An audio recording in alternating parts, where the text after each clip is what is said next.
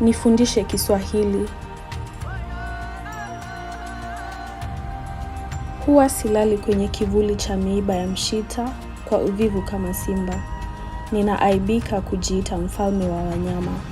Kwa kweli, ningeweza kuwa chui mweusi kwa sababu michirizi yangu huonekana kwa mwangaza wa macho yako. Mikono yako haijawahi kunikumbatia, vyema kama hatua wa paa wa Kenya.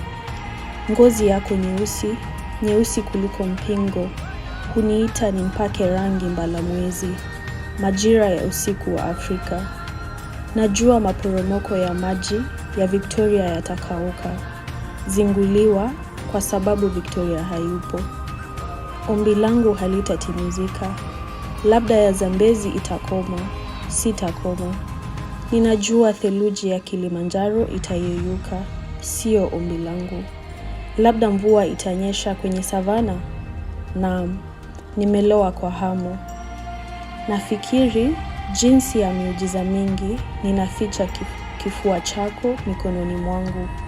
Visiwa hivyo viwili vya Unguja na Pemba ambavyo huelea katika mawazo yangu na vinanukia kama Zanzibari.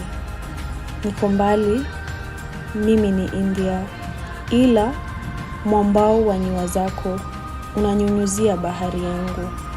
Na unapoogelea katika wimbo huu, imba, nitajaribu kuifahamu lugha yako.